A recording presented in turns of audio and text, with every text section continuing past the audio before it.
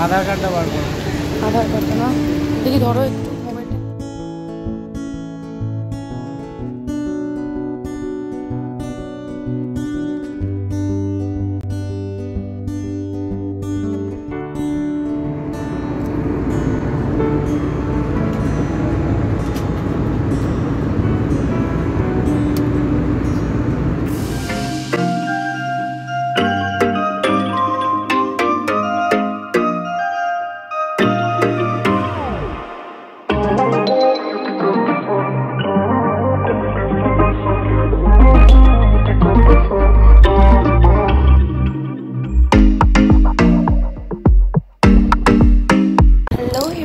Good morning.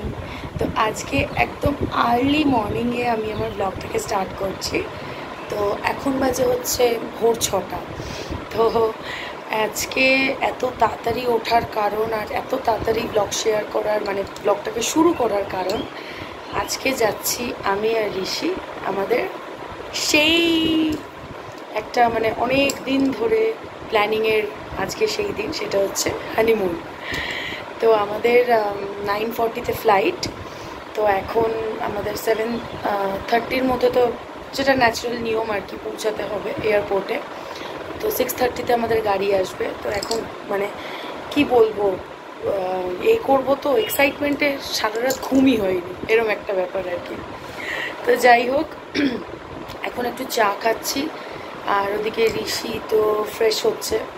তো ও আসলে চা খাবে, তারপরে বেরোবো দুজনে মিলে। গাড়ি আসবে 6:30-তে, যাবো এয়ারপোর্ট। তো সঙ্গে থাকো, সাথে থাকো, দেখতে থাকো। ও হ্যাঁ, সরি, হানিমুনের কথা তো বলে খুব বড়াই করে এখানে ক্লিপটা এন্ড করে দিচ্ছিলাম। বললামই তো না যে কোথায় যাচ্ছি।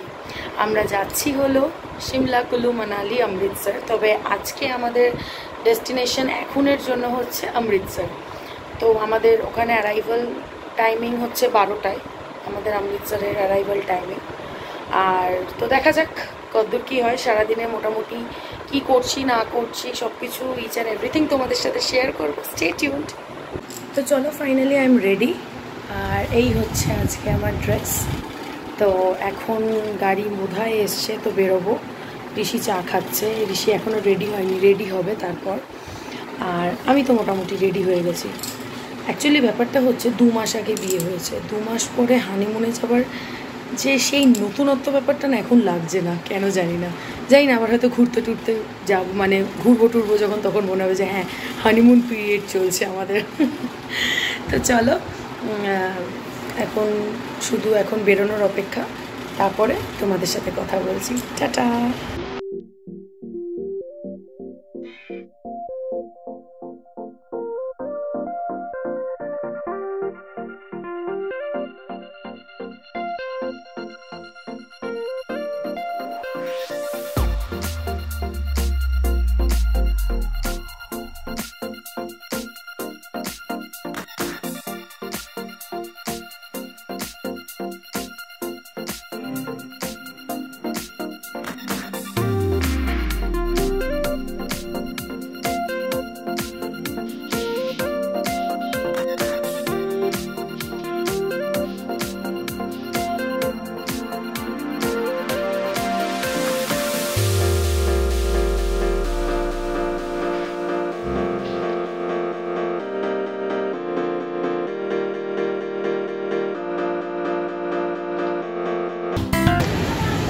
আধার কার্ডটা বার করো।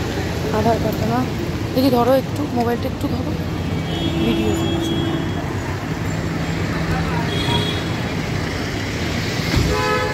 টিকিটটাও তো বার করতে হবে। হ্যাঁ করো।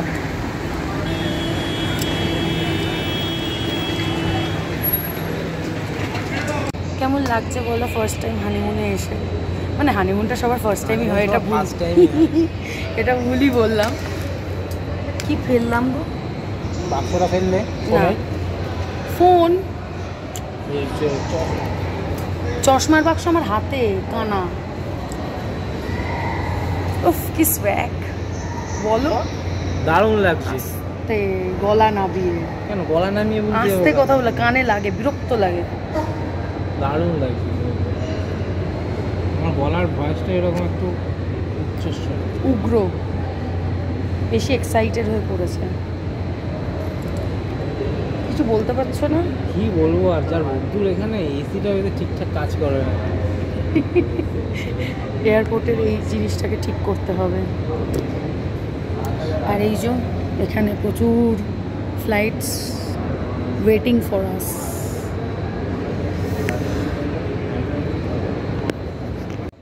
তো এটা হচ্ছে এয়ারপোর্টের গেট নাম্বার 25-এ আমরা ওয়েট করছিলাম।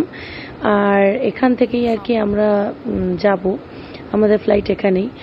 আর এই যে দেখতেই পাচ্ছ সবাই আমরা বসে রয়েছি and waiting for our flight. আর ঋষিকে দেখো এখানে কিরকম ক্যাথ মেরে মেরে সেলফি নিচ্ছে। আর এয়ারপোর্টে ঢুকে তো তোমাদের সাথে আর ব্লগ শেয়ার করতে পারিনি, কেন কি ওই লাগেজ জমা দেবার ব্যাপার ছিল, তারপরে আরও যত সব ফর্মালিটিস ছিল সেগুলো সব করছিল।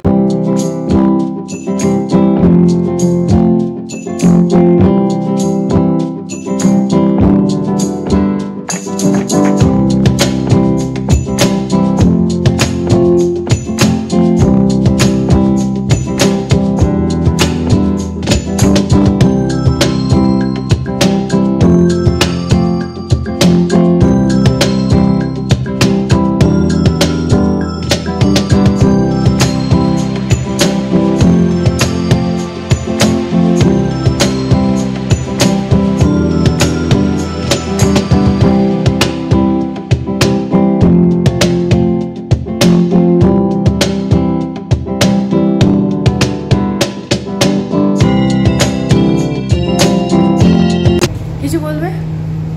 Are you excited? এক্সাইটেড নয়, আস্তে এক্সাইটমেন্ট নয়, অথচ বলার ভয়েসটা ইজ জাস্ট। সো আমরা এখন চলো প্লেনে উঠছি, গিয়ে কথা বলবো। কি বাবা। তো চলো ফাইনালি বসে পড়েছি ফ্লাইটে। আর আমাদের ফ্লাইট ছিল হচ্ছে ইন্ডিগো। আর এখন শুধু টেক অফের পালা। আর আমরা এখানে মোটামুটি সবাই ব্যাগ ফ্যাগ রেখে রুখে বেশ আরামসে বসে গেছি। অ্যান্ড সত্যি কথা বলতে আমি তো ভীষণ এক্সাইটেড ছিলাম, মানে ঋষি যত না এক্সাইটেড ছিল তার থেকে বেশি এক্সাইটেড আমি ছিলাম। হয়তো সেটা মুখ চোখেই ধরা পড়ছে।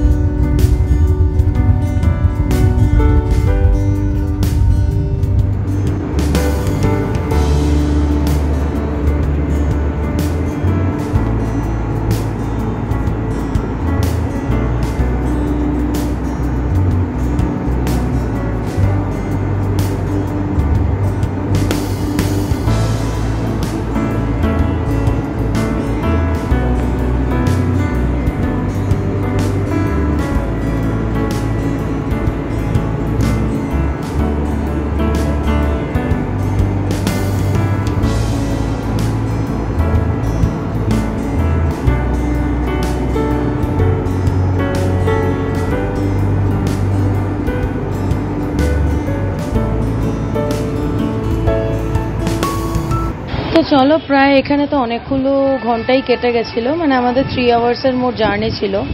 তো এখানে তো আমি বসে বসে আকাশের দৃশ্যর এনজয়মেন্ট নিচ্ছিলাম।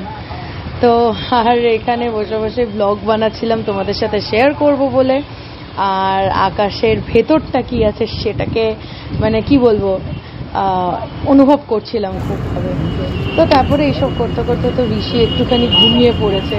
আমি দেখি আর আমার তো ঘুম কোথায় উড়ে গেছে, জানলা দিয়ে পালিয়েছে। আর এদিকে ঋষি ঘুমোচ্ছিল আর আমি বসে বসে আমি প্রথমে ভেবেছিলাম যে ঘুমোবো, কিন্তু কেন জানি না ঘুমটা আসছিল না, খালি মনে হচ্ছে যে ঘুমিয়ে পড়ছি, না কিছু বোধহয় মিস করে ফেলছি এটাই আর কি। তো তারপরে দেখো তোমাদের সাথে আমি যেটা শেয়ার করছি হলো আমাদের সাথে একজন ছিলেন, আমাদেরই পাশে বসেছিলেন, উনি পাঞ্জাবি, এখানেই থাকেন। তো উনি বললেন যে মানে ওপর থেকে, ফ্লাইটের থেকে নাকি গোল্ডেন টেম্পলের ওপর পোর্শনটা ভালো করে দেখা যায়। তো উনি সেই ভিডিওটা তুলবেন। এবার আমরা তখন বললাম যে যদি আপনি ভিডিওটা তোলেন তাহলে অতি অবশ্যই আমাদেরকে শেয়ার করবেন, তাতে করে আমাদেরও একটু দেখার সৌভাগ্য হবে। মানে এরকম ব্যাপার তো দেখিনি।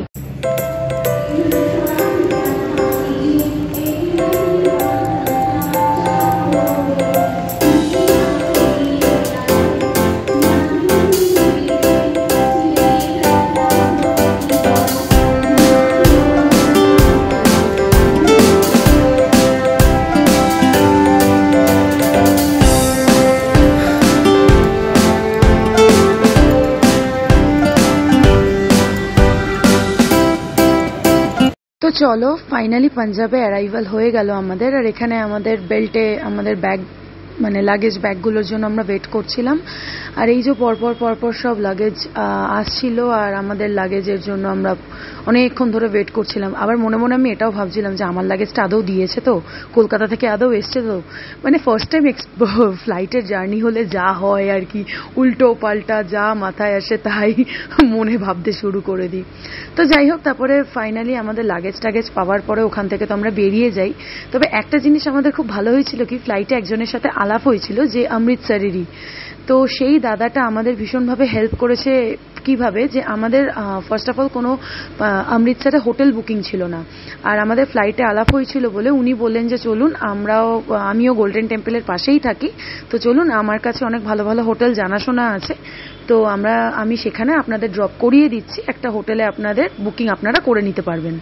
তো এই যে উঠে পড়েছি তারই গাড়িতে, তার গাড়ি এয়ারপোর্টেই চলে এসেছিল। আর এই যে আমরা একদম ছিলাম একদম মানে গোল্ডেন টেম্পলের খুব পাশে। আর এই যে আমাদের রুমটা পাঞ্জাবের একটু ছোট ছিল, কিন্তু ভালো ছিল। মানে হেঁটে, হয়তো পায়ে হেঁটে বড়জোর 5 থেকে 7 মিনিট গোল্ডেন টেম্পল। তো এটাই ভালো হলো। আর সব থেকে বড় ব্যাপার একটা গোল্ডেন টেম্পলের এটা হচ্ছে যে আশেপাশের চত্বরে একটাও তুমি ননভেজের কোনো কিছু খাবার দাবারের দোকান পাবে না, এমনকি তুমি কোনো অ্যালকোহল, কোনো স্মোকিংয়ের কোনো কিছুই তুমি ওখানে পাবে না। যেহেতু একটা গোল্ডেন টেম্পলের মতন একটা জায়গা, ওখানে তোমাকে এসব ধরনের কোনো জিনিসই ওরা অ্যালাউ করবে না। তো যাই হোক, দুপুরবেলা ফ্রেশ ট্রেশ হয়ে বিকেলবেলা বেরিয়ে পড়েছি জালিয়ানওয়ালা বাগ দেখতে। একদম সবাই যাচ্ছিল, ওটাও আমরা হেঁটেই চলে গেছি, সেটাও একদমই আমাদের হোটেলের পাশেই ছিল। তো খুব এনজয় করছিলাম। আর এখানে দেখো একটা পাতকুয়া দেখতে পাচ্ছ, কি বিশাল বড়। তো বেসিক্যালি এই জায়গাটাতে ব্রিটিশরা মানে সবাইকে মেরে মেরে ফেলে দিত একদম ভেতরে। আর এটা দেখে মানে সত্যি ভীষণ ভয় লাগছিল, পুরো আগুনের গোলার মতন দেখো। আর মেনটেন করে বলে, প্লাস কালার ফালারগুলো দেখছি একদম অরেঞ্জ কালার। জানি না এটা প্রথম থেকেই এরকম কিনা, নাকি না পরে এটা মেনটেন হয় বলে নাকি পরে কালার করেছে বলতে পারবো না, বাট আমি তো দেখে সত্যি কথাই প্রথমে খুব ভয়ই পেয়ে গেছিলাম। আর এখানে দেখো কি আলো, কি কি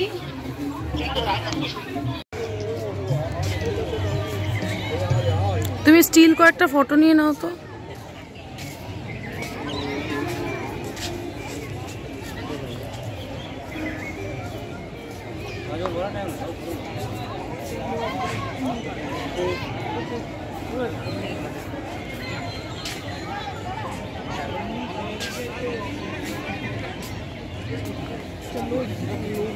आयो फोन बंद हो जाने इतनी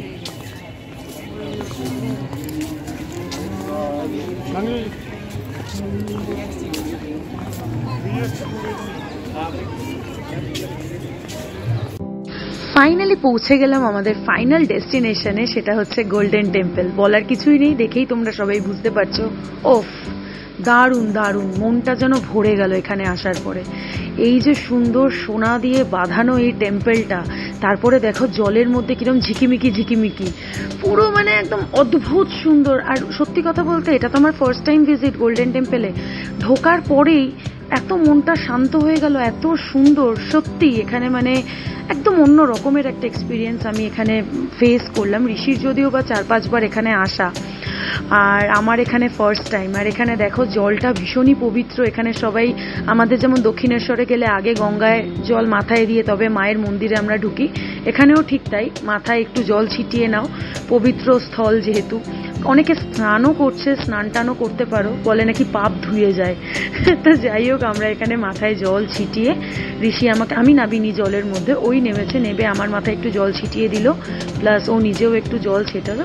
তো ছিটিয়ে তারপরে আমরা এখানে গোল্ডেন টেম্পলে প্রবেশ করলাম। দারুণ সুন্দর, দেখো কি দারুণ না লাগছে। আমি জানি না তোমরা কারা কারা গেছো, তোমাদের কতটা কি ভালো লেগেছে। আমার তো দারুণ লেগেছে, দারুণ একটা জায়গা।